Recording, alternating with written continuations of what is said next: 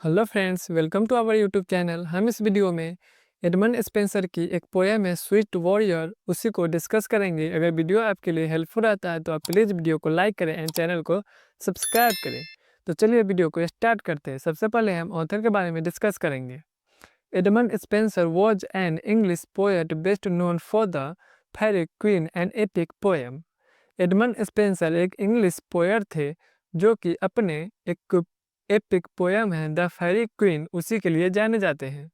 He was born in 1552 and 1553 and died on 13 January 1599। उनका जन्म 1552 या 1553 ईस्वी को हुआ था और उनकी मृत्यु 13 जनवरी 1599 ईस्वी को हुआ था। He played a vital role in the growth of modern English words. उन्होंने मॉडर्न इंग्लिश वर्ड्स के विकास में बहुत ही महत्वपूर्ण भूमिका निभाई थी। He is considered to be one of the greatest poets of Elizabeth era। उन्हें एलिजाबेथ इरा के एक महान कवि माना जाता है। His famous works are, उनकी प्रमुख रचनाएं हैं द फेरी क्वीन, अमोरेटी एंड एपिथलेमन। चलिए अब हम पोएम के इंट्रोडक्शन को डिस्कस करते हैं। The poem Sweet warrior or also called 57 sonnet is one of 89 sonnets from Amoretti a sonnet cycle. Poem Sweet warrior और इसे 57 सनेट भी कहा जाता है। यह अमोरेटी एक सनेट साइकिल है जिसमें 89 सनेट्स है, इसी का एक हिस्सा है। Composed bye a great English poet, और इसे एक महान इंग्लिश पोएट एडमंड स्पेंसर द्वारा लिखा गया है इन द 16th सेंचुरी, 16वीं शताब्दी में। The poem is about poet's courtship of Elizabeth Boyle, और यह पोएम पोएट के कोर्टशिप मतलब पोएट के प्यार है एलिजाबेथ के लिए, उसी के बारे में है। In this poem the poet addresses his beloved as a sweet warrior, और इस पोएम में पोएट अपने प्रेमिका को एक स्वीट वॉरियर के नाम से पुकारते हैं। As she keeps hurting the poet's heart with her rejections, क्योंकि वह मतलब पोएट की प्रेमिका उन्हें लगातार अपने रिजेक्शन से चोट पहुंचाती रहती है, हर्ट करती रहती है। The themes of the poem are peace, love, suffering and rejection, और इस पोएम का थीम्स है पीस मतलब शांति है, प्यार है, पीड़ा है और रिजेक्शन है। इट इज एन इंग्लिश और शेक्सपियरियन सनेट, यह एक इंग्लिश या शेक्सपियरियन सनेट है। हैविंग 14 लाइन्स, इसमें 14 लाइन्स है। डिवाइडेड इंटू 3 क्वेट्रेंस एंड 1 कपलेट, इसे 3 क्वेट्रेंस और 1 कपलेट में डिवाइड किया गया है। क्वेट्रेंस का मतलब हो गया जिसमें 4 लाइन्स हो, कपलेट का मतलब हो गया जिसमें 2 लाइन्स हो। With the rhyme scheme A B B C C D E E, और इसका राइम स्कीम है A B C D E ई। अब हम लोग पोएम के समरी को डिस्कस करेंगे। The poem begins with the lover addressing his beloved as a sweet warrior. Poem की शुरुआत लवर के साथ होती है। लवर अपने प्रेमिका को स्वीट वॉरियर कहकर बुलाता है। He questions when he will have finally peace with her, वह अपने प्रेमिका से पूछता है कि कब आखिरकार उससे उसके साथ शांति मिलेगी, मतलब उसके प्रेमिका के साथ शांति मिलेगी।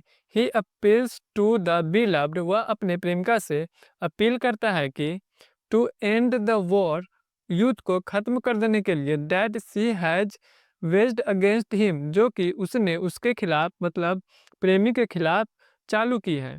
Here the lover describes his beloved's rejection as a war, यहाँ पर लवर अपने प्रेमिका के रिजेक्शन को वॉर के रूप में डिस्क्राइब करता है, वर्णन करता है।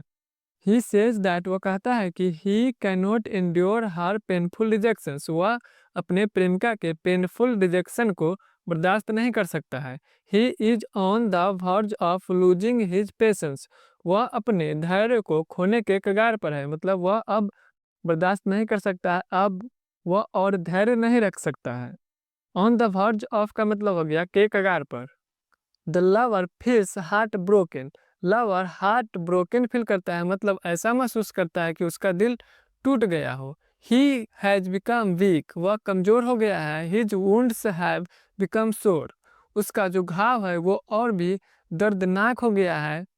He wonders how he will live even for a wild. वह आश्चर्यचकित होता है कि वह कैसे थोड़ी देर के लिए भी जीवित रहेगा। His beloved has hurt his heart many times with thousands of arrows from her eyes. उसके प्रेमिका ने उसके दिल को बहुत बार चोट पहुंचाया है अपने आंखों के हजारों तीरों से। Despite his request, she keeps causing harm and remains merciless. उसके रिक्वेस्ट के बावजूद भी वह उसे चोट पहुंचाती रहती है और दयाहीन बनी रहती है। The lover calls these acts to be very cruel. और लवर इस एक्ट को बहुत ही क्रूर कहता है। As she carries on wounding the lover again and again, क्योंकि वह बार बार लवर को चोट पहुंचाती रहती है।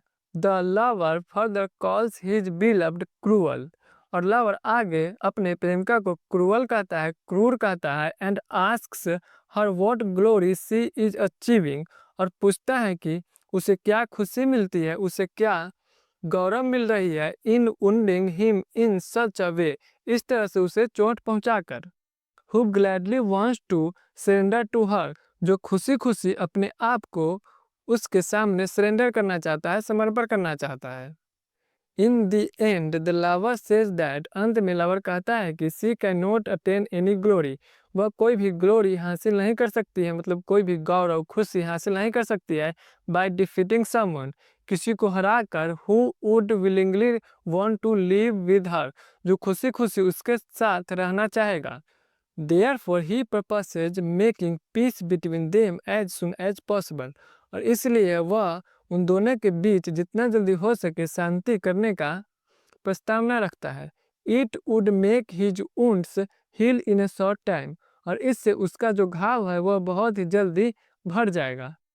चलिए अब हम इसके कंक्लूजन को डिस्कस करते हैं। वी कैन कंक्लूड दैट, हम लोग निष्कर्ष निकाल सकते हैं कि this is a wonderful poem by Edmund Spenser, यह एक शानदार पोएम है एडमंड स्पेंसर के द्वारा लिखा गया। इन this poem the poet shows his love suffering for his beloved, और इस पोएम में पोएट अपने प्यार और पीड़ा को दिखाते हैं जो उनके बिलव्ड मतलब प्रेमिका के लिए रहता है। Who does not want to accept his love, और उनकी प्रेमिका उनके प्यार को एक्सेप्ट नहीं करना चाहती है, स्वीकार नहीं करना चाहती है।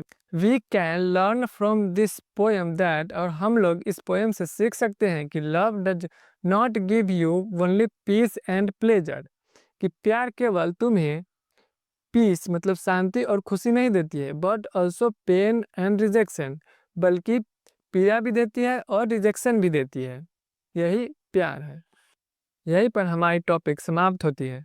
आई होप आपको सब कुछ समझ में आ गया होगा। अगर आपको कोई क्वेश्चन हो या डाउट हो तो आप हमें कमेंट कर सकते हैं। अगर वीडियो आपको अच्छी लगी हो तो आप प्लीज़ वीडियो को लाइक करें, चैनल को सब्सक्राइब करें। चलिए मिलते हैं अब नेक्स्ट वीडियो में।